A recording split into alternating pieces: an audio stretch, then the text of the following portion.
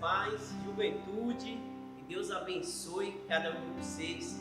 Estamos aqui mais um dia para cultuarmos ao Senhor, né? Como eu sempre tenho dito aqui nos cultos de jovem, estaremos hoje aqui reunidos para nos confraternizarmos, cultuarmos ao nosso Deus. E hoje eu tenho algo para compartilhar com vocês que eu achei bem interessante, até de uma leitura que nós temos feito no nosso devocional. E eu quero falar hoje sobre Davi e Golias. Só que antes de começar, eu quero orar com vocês, trazer para que eu me acalme também e para que também o Espírito Santo de Deus possa ministrar todas as coisas, porque é isso que queremos, em nome de Jesus. Senhor Deus, Pai maravilhoso, queremos primeiramente te agradecer por tudo que o Senhor é, pelas suas maravilhas. Papai, que o Senhor possa, em nome de Jesus Cristo, ministrar todas as coisas, que seja o Teu Espírito Santo a falar, em nome de Jesus Cristo, que a Tua palavra seja ministrada aqui, Deus, para a honra e glória do Teu nome, e que ela possa surtir efeito sim no coração de cada um daqueles que chegarem a essa mensagem, em nome de Jesus Cristo, Pai. E toda a honra, toda a glória seja sempre dada ao Senhor, o nosso Deus, o nosso Senhor e o nosso Salvador. Amém. E hoje eu quero falar um pouco sobre a história de Davi e Golias. Na realidade, a história de Davi em si, ela já começa bem interessante. Se a gente for analisar o chamado de Davi e como a história ela é um pouco grande, ela está lá, ela começa em 1 Samuel 16 e termina no 17. Como ela é muito grande, eu não vou ler todas as passagens aqui, mas eu quero convidar você a fazer isso, a ler a passagem toda, porque eu acredito que isso vai trazer outras inspirações. O próprio Espírito Santo, através da palavra dele, vai revelar mais coisas a você. Eu creio nisso. E ela começa bem interessante, a história de Davi. Saul era o rei que Deus escolheu, é o primeiro rei que Deus escolhe para governar sobre Israel. E Saul, ele desagrada a Deus. E Deus decide colocar um outro rei, não mais Saul. E aí Deus chama Samuel, que era o profeta, e manda Samuel ir na casa de Jessé, que ele escolheu um dos filhos de Jessé para ser o novo rei. E é bem interessante essa história, porque aqui logo no 16, quero só ler algo interessante para vocês verem. Olhe a recomendação de Deus para Samuel, no capítulo 16, no versículo 7, ele diz assim, porém, o Senhor disse a Samuel, não olhe para a sua aparência, nem para a sua altura, porque eu o rejeitei, porque o Senhor não vê como o ser humano vê. O ser humano vê o exterior, porém o Senhor vê o coração. Isso aqui é uma recomendação, porque quando Samuel chega e ele vai direto olhar, como nós também, a nossa tendência quando nós vamos querer escolher alguma coisa é olhar e ver, aquele ali é o mais pontudo, né? Pontudo é até um termo mais velho, né? Não sou tão velho assim, né? Eu não sou velho, eu sou jovem, mas assim eu já ouvi. Mas aquele cara, vamos dizer assim, como eu, assim, malhadão, bonitão e tudo. Então, Deus não olha isso. O que Deus está querendo não é isso. E Deus dá essa dica a Samuel. E é interessante que são 7 filhos passam ali e Deus diz, não é esse, não é esse, não é esse. E aí Samuel fica assim, mas Jessé, você não tem mais nenhum filho. E aí Jessé fala, tem Davi, que está apacentando as ovelhas. E aí ele manda chamar Davi e Samuel recebe, enfim, a orientação de Deus de que é Davi que será o rei sobre Israel. Mas algo interessante acontece. O Espírito do Senhor vem sobre Davi, Samuel unge Davi rei, só que Davi não toma posse do reinado logo. Eu acho interessante. Ele volta para apacentar as ovelhas. Veja que coisa interessante. Ele recebeu o chamado, ele recebeu o ordenamento, vamos dizer assim, mas ele não começa a exercer. E aqui eu vejo algo bem interessante. Quando você escuta que Deus tem um plano na sua vida, quando você escuta que Deus tem um chamado para você, geralmente nós somos tão imediatistas que nós queremos que a coisa aconteça logo. Eu aceitei Jesus Cristo e agora vai acontecer o quê? E eu estou falando isso porque, de fato, eu creio que Deus tem movido nossa juventude e até através dessas mensagens para que a gente atente a algo. Nós somos uma geração imediatista e isso gera inúmeros danos para nós. Ser imediatista, no que diz respeito à palavra de Deus, é algo que pode nos trazer prejuízo, porque nós temos que estar constantemente meditando nessa palavra e aprendendo dela no tempo de Deus. As coisas não acontecem como nós queremos. Eu sempre vou citar aqui a música Nunca Foi Sobre Nós, e que a gente precisa entender isso. Nós precisamos entender de uma vez por todas que o centro do Evangelho é Cristo, e que nós somos os seus filhos e nós caminhamos sobre a direção a luz da sua palavra. Então a vontade é de Deus, o plano é de Deus, e nós como filhos fomos inseridos nesse plano. Então tudo não é para nos satisfazer. Eu acredito sim que Deus vai nos satisfazer, mas não é assim toda hora que Ele vai te fazer, na hora que você quer. Neil fala muito isso, que a gente às vezes age como se Deus fosse um supermercado. Eu vou lá, pago algo que é algo que a gente precisa, eu dou o dízimo aqui à igreja ou a qualquer outro lugar aí, ou faço a caridade para conquistar algo. Não tem nada a ver, não é isso. Então, quando Davi recebe o ordenamento, ele vai apacentar as ovelhas, e nós vamos ver o que o apacentar as ovelhas gera na vida de Davi, que eu creio que é onde Deus quer colocar ele. Então vamos lá. Acontece essa situação toda, e aí, enfim, ele está lá apacentando as ovelhas, e aí um gigante chamado Golias, que era lá dos filisteus, ele afronta o povo de Israel e ele lança um desafio. Vamos ver aí no capítulo 17 o que é que Golias fala ao povo de Israel. Os filisteus, versículo 1, 17:1. Os filisteus reuniram as suas tropas para a guerra em Socó, que fica em Judá. Eles acamparam em Socó e Azeca, em Éfes-Damim. Saul e os homens de Israel se reuniram e acamparam no vale de Elá. E ali ordenaram a batalha contra os filisteus. Os filisteus estavam num monte e os israelitas estavam no outro, ficando um vale no meio. Então, do arraial dos filisteus saiu um guerreiro chamado Golias. Ele era da cidade de Gate e tinha quase 3 metros de altura. Trazia na cabeça um capacete de bronze e vestia uma couraça de escamas de bronze, que pesava uns 70 quilos. Trazia caneleiras de bronze nas pernas e um dardo de bronze sobre os ombros. Olha até o 7. A haste da sua lança era como o eixo do tecelão, e a ponta da sua lança era de ferro e pesava mais de 7 quilos, e diante dele ia um escudeiro. Então aqui qual é o cenário que está?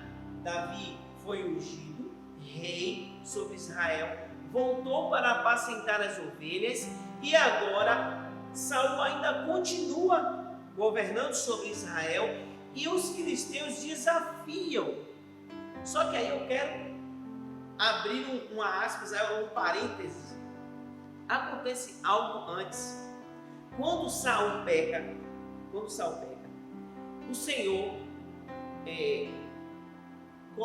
tira o espírito dele e coloca um espírito atormentador sobre Saul. E Saul ele é atormentado por muito tempo por esse espírito,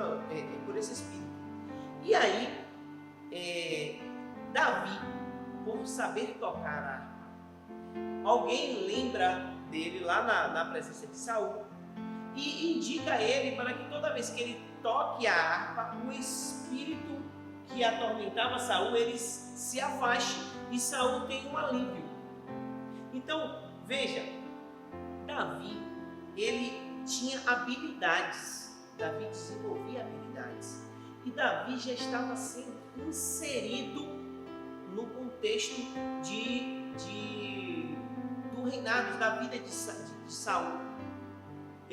O Senhor já estava dando oportunidades a Davi para que ele demonstrasse as suas habilidades. E o que você quer me falar com isso, André? O que eu quero te dizer é que Deus usa os nossos talentos, as nossas habilidades para beneficiar outras pessoas.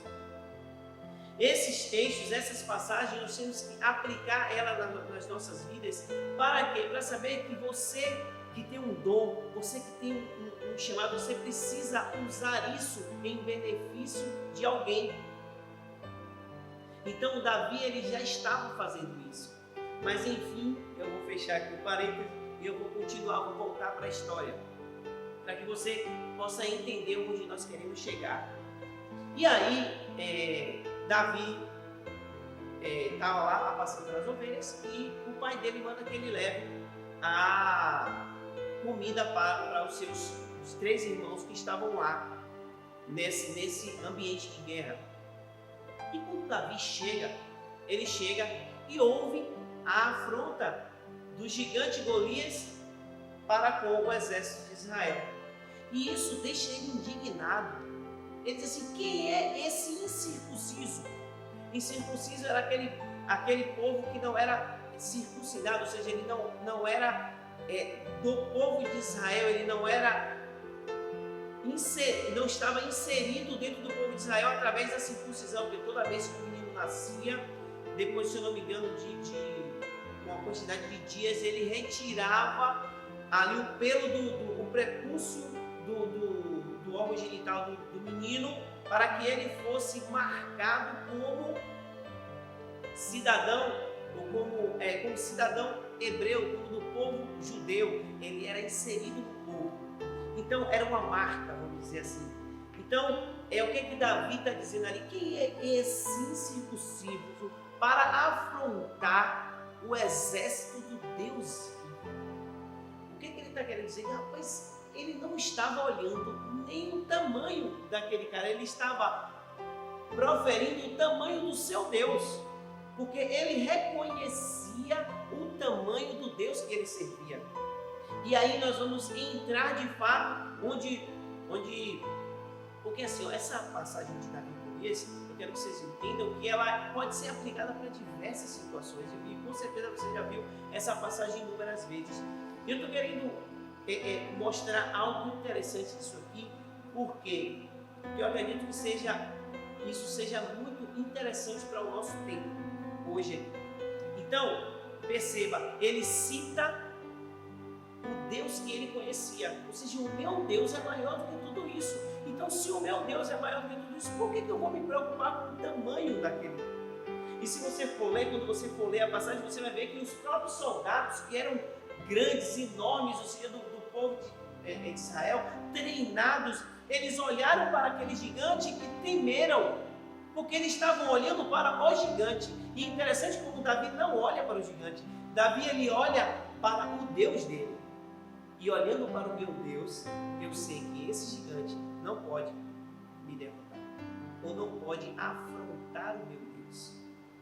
E é interessante que quando Davi se apresenta a Saul, agora Davi se apresenta para que ele vá lutar. Vamos ler agora no capítulo 17, do versículo 33 em diante. Vamos lá. Porém, Saul disse a Davi, quando Davi se apresenta para que ele lute: você não pode ir contra esse filisteu para lutar contra ele. Você ainda é jovem e ele é um guerreiro desde a sua mocidade. Veja que coisa interessante. Ele era um jovem, Davi era um jovem e sem preparo para a batalha. Então, eu quero que vocês entendam isso. A situação de Davi. Que Davi ele não era treinado para a guerra. Ele não tinha desde criança sido treinado para a guerra. Mas vocês vão ver daqui para o final em que Davi confiava. E é nisso que nós queremos, é nesse ponto que eu quero trazer aqui para vocês hoje. Veja aonde Davi confiava. Então vamos continuar a leitura. E Davi responde agora a Saul: Este seu servo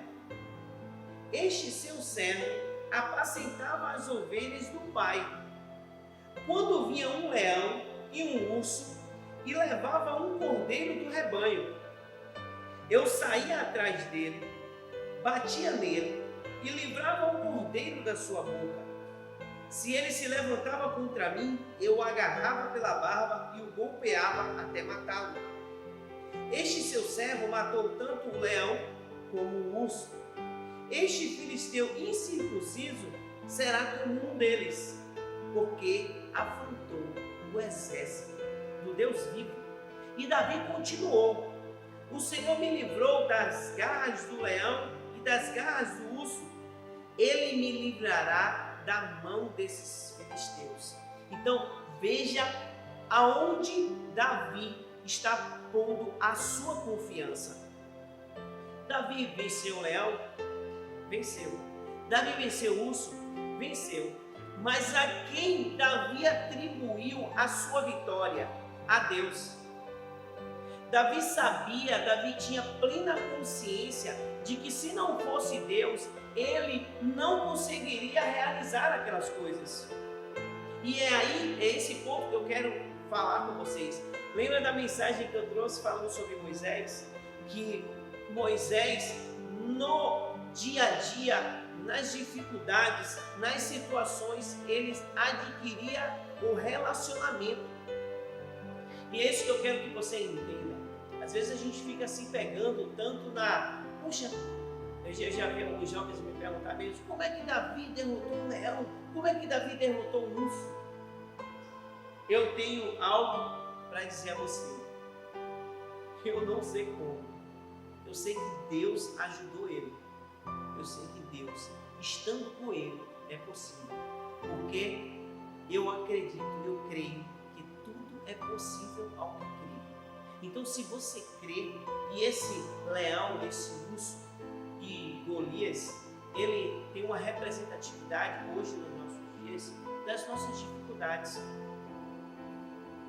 E aqui é onde eu quero chegar, que as suas dificuldades, aqui você passa hoje. Por que Deus, quando Davi é ungido, ele continua apacentando, até que vai chegar um momento, se você continuar a ler o livro de Samuel, você vai ver que vai chegar um momento em que ele vai tomar posse sim do reinado. E vai acontecer inúmeras coisas, você vai ver inúmeras coisas na vida de Davi, inúmeras falhas, inúmeros erros. Mas você também vai ver um profundo conhecimento de quem é Deus. Você vai ver ele se arrependendo, você vai ver ele tendo esse relacionamento com Deus. E a nossa juventude, hoje, a grande maioria, nós não estamos nos relacionando com Deus. Falando um pouco de internet, nós estamos nos relacionando muito com mensagens como essa. ou com cultos que acontecem, congressos e palestras, que tem o seu valor, tem, mas que devemos valorizar os nossos momentos íntimos, ou as nossas dificuldades, quando elas se apresentam e nós aplicamos a palavra de Deus. O que acontece na vida de Davi? Quando o gigante se apresenta, quando há dificuldade, quando esse problema que você acha que é muito maior do que você, quando ele se apresenta, você precisa ter experiências com Deus para que você saiba e você possa dizer como Davi disse: quem é esse problema? Quem é essa dificuldade diante de um Deus Todo-Poderoso que já me livrou de diversas outras situações? Esse Deus que eu conheço, esse Deus que eu busco. E aqui eu quero fazer uma ressalva, porque às vezes a gente limita, dizer assim: mas Deus não curou um câncer, por exemplo, e a pessoa morreu. Eu quero até te fazer uma pergunta: Davi morreu? Morreu. Inúmeros outros que Jesus curou, não morreu? Morreu. Mas Deus curou naquele momento. O que é que a gente precisa levar em consideração? O que é que nós precisamos entender? E lá na frente, se eu não me engano, é Apocalipse, que vai dizer assim: se esperamos em Cristo somente nessa vida, nós somos os mais miseráveis de todos os seres humanos. Porque o que Deus está nos trazendo é algo muito além dessa vida. Então eu não estou questionando esse argumento. O que eu estou querendo te dizer é que nos problemas da sua vida que você vai enfrentar, você tem um Deus que vai te ajudar a passar por esses problemas, e mais ainda, Ele vai passar com você, para que você aprenda, para que você entenda, para que você tenha seja abençoado no sentido de entendimento, para que o seu relacionamento seja aperfeiçoado. É isso que Deus quer fazer conosco. Ele quer aperfeiçoar o nosso relacionamento. Então que nós tenhamos essa intimidade. Saiba que é nas dificuldades que Deus aperfeiçoa o nosso relacionamento. Você vai conhecendo mais a Deus nas suas dificuldades, nas suas alegrias também, quando você vence cada uma delas. É no dia a dia que nós precisamos reconhecer o nosso Deus. E aqui, para finalizar, eu quero celebrar a vitória de Davi. Porque a vitória de Davi tem algo muito interessante, onde mais uma vez ele exalta e ele mostra aonde está toda a sua confiança. E aí ele vai dizer aqui, no capítulo 17, no versículo 41 a 50, ele vai dizer assim: o filisteu também vinha caminhando e se aproximava de Davi, tendo à frente dele o seu escudeiro. O filisteu olhou e, vendo Davi, o desprezou, porque era apenas um moço ruivo e de boa aparência. O filisteu disse a Davi: será que eu sou um cachorro para que você venha contra mim com pedaços de pau? E pelos seus deuses, o filisteu amaldiçoou Davi e disse mais a Davi: venha aqui e eu darei a sua carne às aves do céu e aos animais do campo. Davi, porém, disse ao filisteu: você vem contra mim com espada, com lança e com escudo. Eu, porém, vou contra você em nome do Senhor dos Exércitos, o Deus dos exércitos de Israel, a quem você afrontou. Hoje mesmo o Senhor entregará você nas minhas mãos. Eu o matarei, cortarei a sua cabeça, e hoje mesmo darei os cadáveres do arraial dos filisteus, as aves do céu e as folhas da terra. Então, o que eu quero que você entenda, mais uma vez, eu quero frisar isso, que Davi, ele tinha um relacionamento com Deus, já lá do livramento do leão, do livramento do urso, do apacentar a ovelha, que era o seu trabalho diário, que é no seu trabalho, que é na sua faculdade, que é na sua escola, que é onde você enfrenta as suas dificuldades, são nesses locais que Deus aperfeiçoa o seu relacionamento para com Ele, para que quando vier esses problemas que são gigantes, você possa ter a consciência de quem é o seu Deus e de onde Ele pode te levar. Nós precisamos entender isso. E é isso que eu queria, Júnior, que nós pudéssemos trabalhar mais, viver mais a palavra de Deus no nosso dia a dia, expressarmos mais essa palavra nas nossas atitudes, pararmos de estarmos analisando a pregação de fulano de tal, ou essa daqui, e começássemos a mergulhar na palavra de Deus, e a fim de conhecermos o Deus dessa palavra. Nós precisamos urgentemente. Essa pandemia, mais uma vez, eu venho dizer isso, ela nos levou, amanhã começa o Congresso da Família, e vem aí muito interessante, muito boa mesmo. Essa pandemia nos trouxe de novo para o nosso lar, de novo para que nós venhamos olhar para o nosso secreto, de novo para que nós venhamos a olhar para dentro de nós. Como está o nosso emocional? Como está a nossa busca diária? Como está o nosso caminhar de aperfeiçoamento com o Senhor?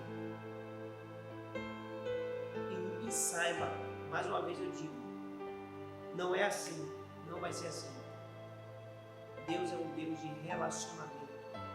Eu sempre, Márcio, que gosta muito dessa passagem, que Deus, ele diz, ensina o menino no caminho, ou seja, é caminhando no caminho, não é apontando, vá ali, não, é no caminho, é onde Deus quer o relacionamento conosco, no caminho. Então, que nós possamos, de fato, entender isso, viver essa palavra maravilhosa, em nome de Jesus Cristo. Que o Senhor possa abençoar a sua vida, transformar cada dia mais e mais e fazer com que Ele gere sede, para que você tenha sede e fome dessa palavra, que é uma palavra maravilhosa, e que através dela você vai aperfeiçoar o seu relacionamento e você vai crescer, amadurecer para enfrentar os gigantes da sua vida. E que Deus abençoe a cada um de vocês, juventude, de onde essa palavra chegar. Que cada um de vocês sejam abençoados em nome de Jesus Cristo, e que a maior bênção que nós podemos ter é o conhecimento dessa palavra, que vai nos dar vida e vida em abundância, porque ela, como eu sempre tenho dito, ela é lâmpada para os nossos pés e luz para o nosso caminho. Então que nós possamos caminhar cada dia mais e mais sobre a iluminação dessa palavra, em nome de Jesus. Que Deus abençoe você, sua família, se preserve, continue. Se é que vocês vão escutar um conselho, mesmo agora com a liberação de algumas atividades, continue usando máscara, se protegendo com álcool gel, se protegendo com o distanciamento social. Vamos manter para que em breve essa vacina possa chegar e nós possamos nos reunir de novo para iniciar de uma forma maravilhosa, em nome de Jesus. Amém? Amo vocês, que Deus abençoe em nome de Jesus. Glória a Deus. Glória a Deus, vamos adorar o nosso Deus, esse Deus maravilhoso, esse Deus que é tudo para nós, em nome de Jesus Cristo. Aleluia.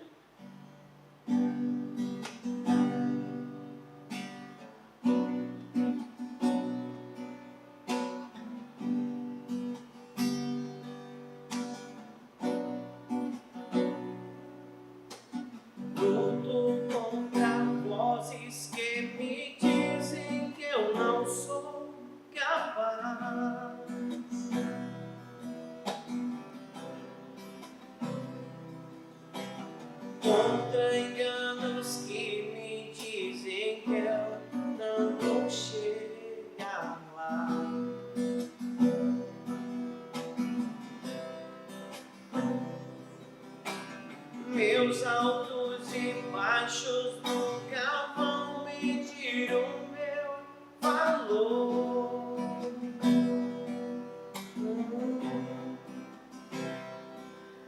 A tua voz me lembra e me diz quem realmente eu sou.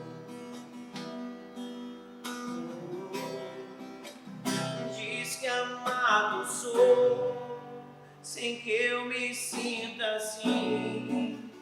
Diz que forte sou, quando há fraqueza em mim. E que seguro estou, se frágil eu me sentir. E que não estou só, pois eu pertenço a ti.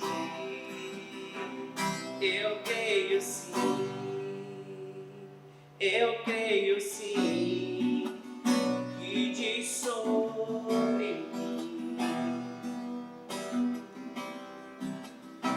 Eu creio sim, eu creio sim, no que diz sobre mim.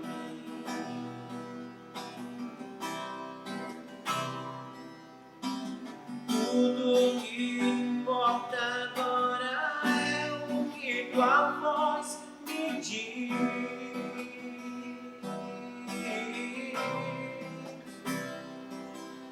A minha identidade e o valor só encontro em ti.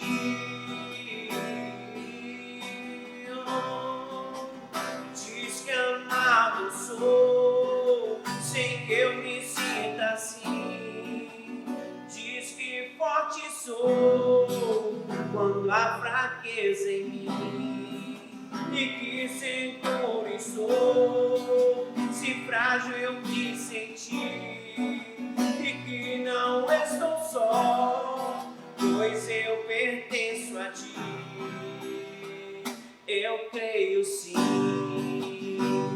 eu creio sim, o que diz sobre mim.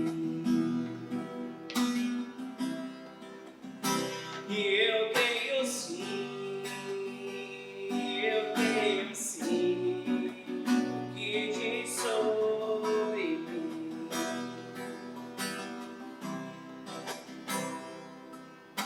E tudo que eu tenho rendo aos seus pés e a mais ninguém.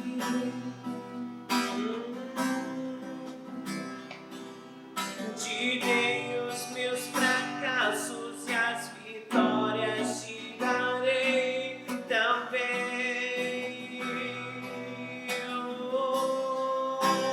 Diz que amado sou, sem que eu me sinta assim. Diz que forte sou, quando há fraqueza em mim. E que seguro estou, se frágil eu me sentir. E que não estou só, pois eu pertenço a ti, meu Deus. Eu creio sim, eu creio sim, no que diz sobre mim. Eu creio sim, eu creio sim, no que diz sobre mim. Eu creio sim, eu creio sim, no que diz sobre mim. Creia nisso, creia nisso, creia que o Senhor te ama e que Ele diz sobre você é isso, que você pode todas as coisas naquele que te fortalece, em nome de Jesus Cristo. Glória a Deus. Amém.